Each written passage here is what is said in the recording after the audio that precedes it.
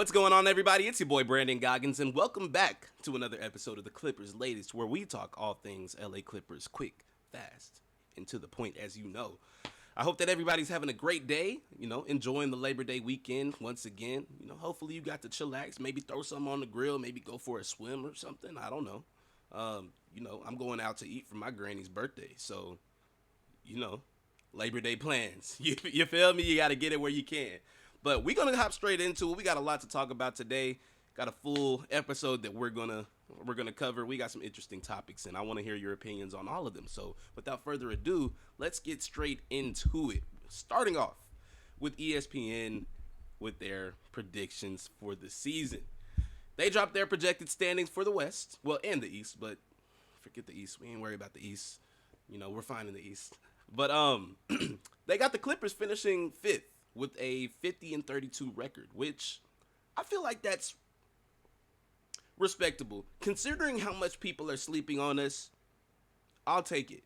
And who they have above, I'll say the rankings that are around us. They have the Thunder at 1, the Rockets at 2, the Nuggets at 3, the Timberwolves at 4, we're at 5, and then they have the Lakers at 6, and they have the Lakers also tied with us at 50-32. They have the Timberwolves finishing just above us, with 51-31, and then the other three, well, of course, the Thunder in a league of their own, the Rockets not too far behind, and then the Nuggets doing significantly well.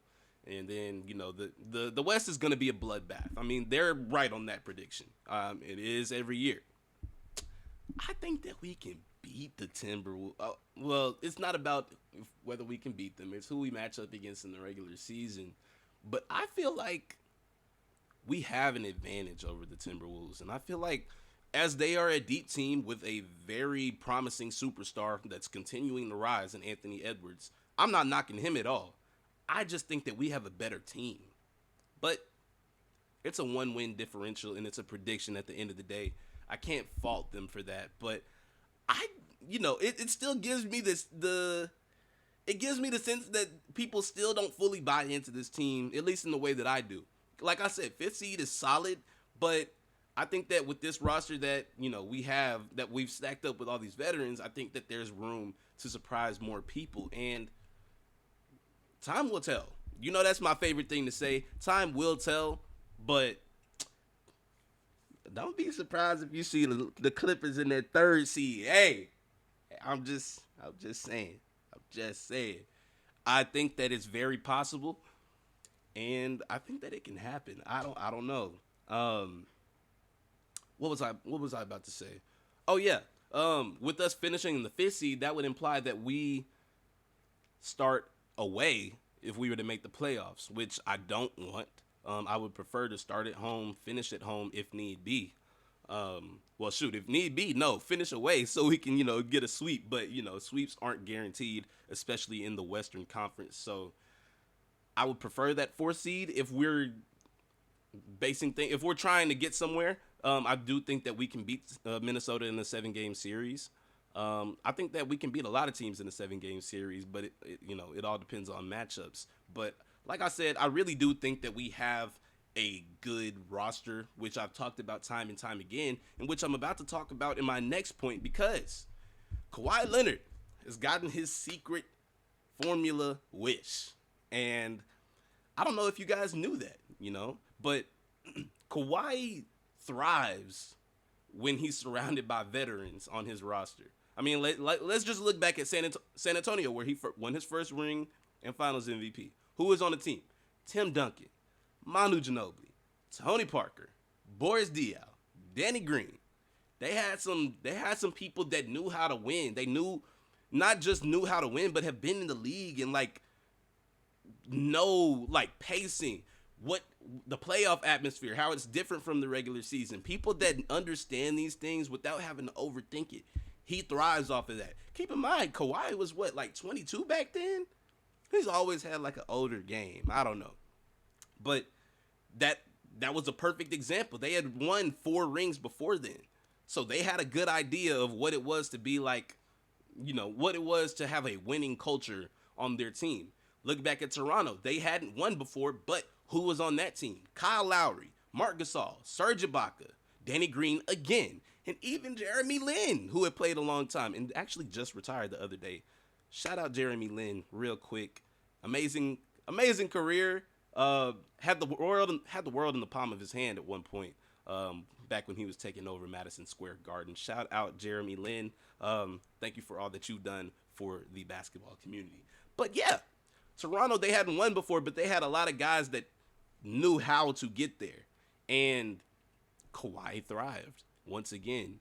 I feel like his game, it really does translate best when he's surrounded by guys that know how to contribute to a winning team and guys that don't fold under the pressure when the stakes get high. I feel like he needs to be surrounded by people like that to drive him up there. You know, a lot of these younger guys, winning doesn't mean everything to them. You know, once they get drafted and they get their bag, they're pretty satisfied.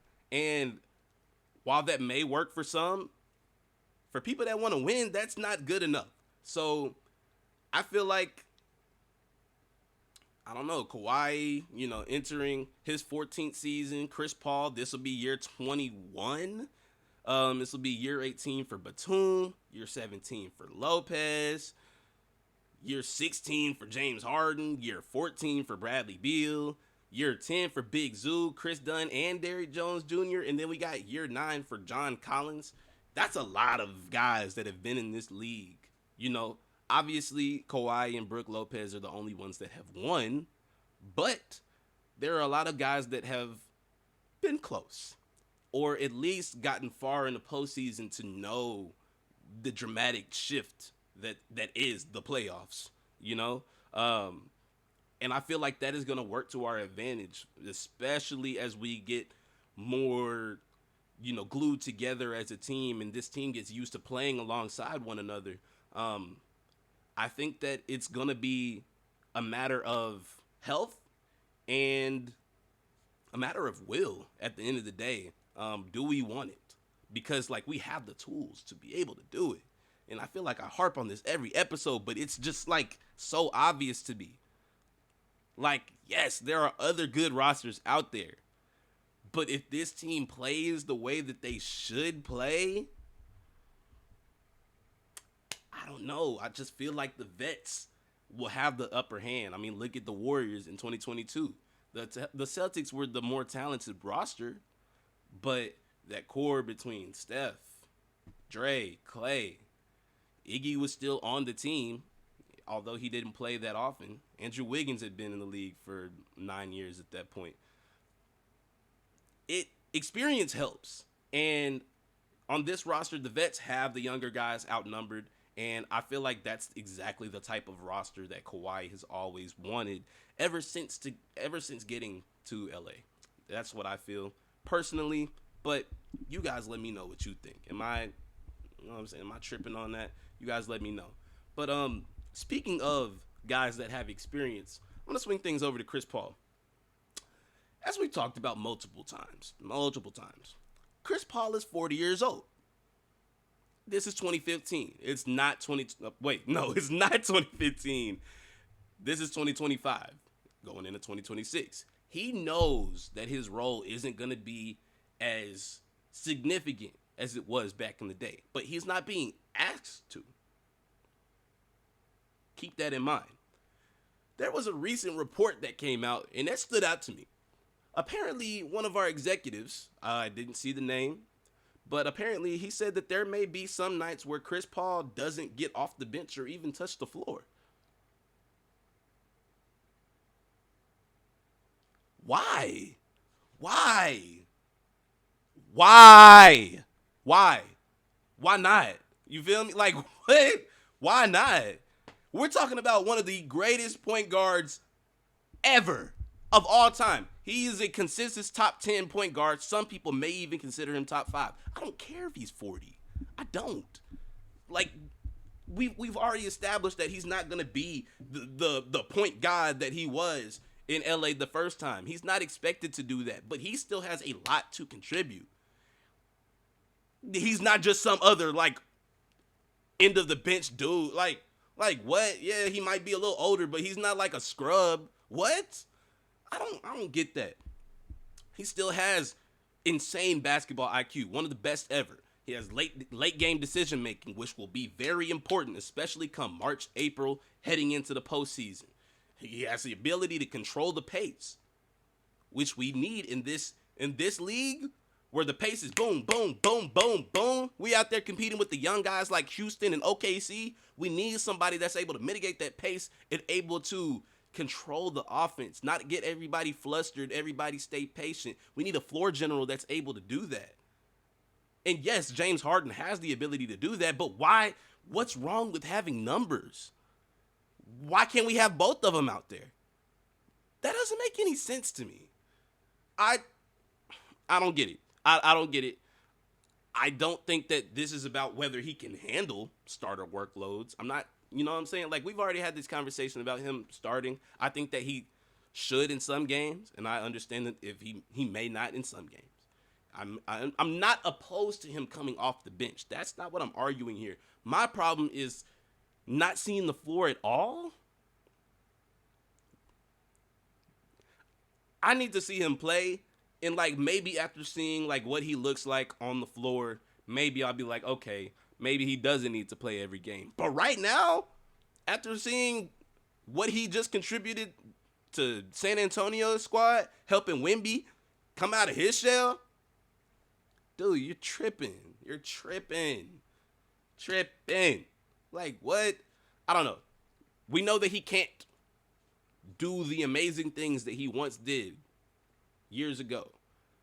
But he still has a lot to offer, I feel like. And I feel like if the Clips are serious about making a deep run, you can't just park CP3 on the bench. Otherwise, like, what was the point in bringing him back? Like, I know that it was more of a personal thing, but, like, he's trying to win, too. Like, you just ain't gonna let him contribute to that? I'm not understanding.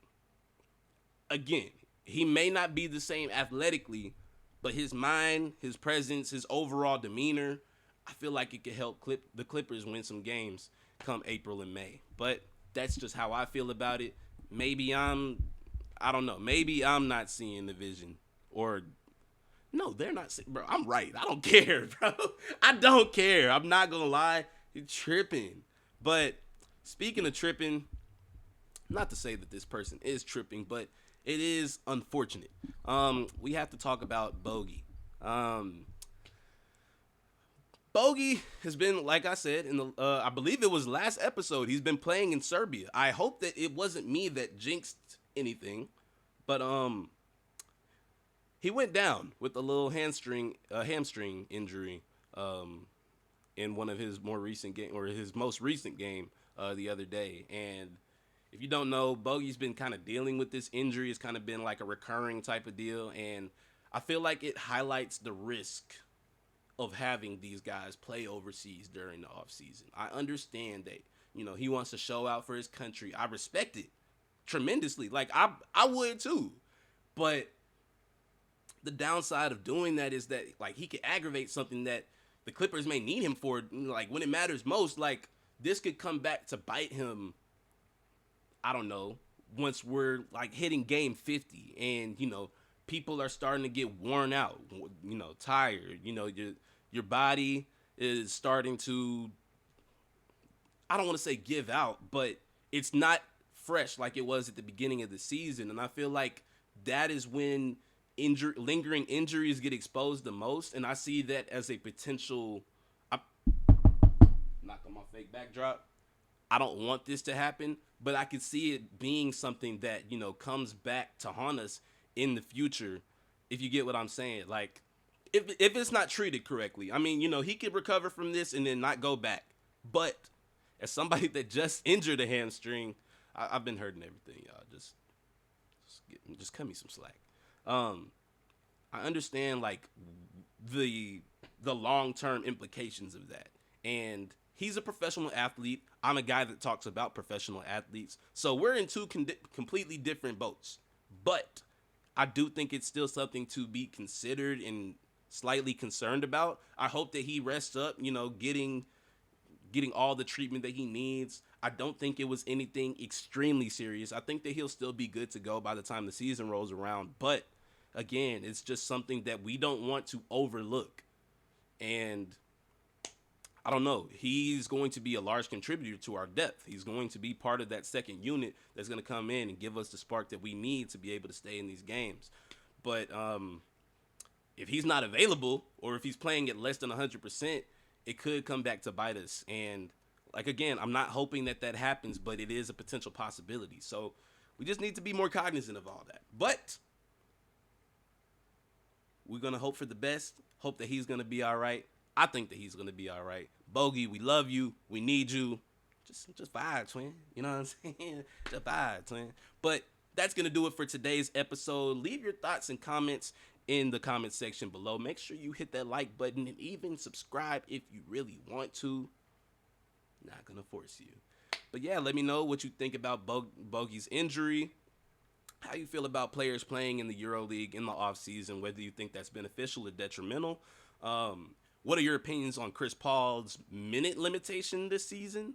What do you think about the roster being, towards the older side of the age scale, but working to Kawhi's benefit? Do you think that is a benefit, or do you think that it might be something that, comes back to haunt us later in the season? And then again, let me know what you think about ESPN's predictions. They're always controversial. You never know what they're going to put out, and you never know what they're going to say. But this is kind of expected from them, this list was. But you let me know what you think. That's going to do it for me. I'm going to see you guys in the next one. You guys keep it easy. Peace.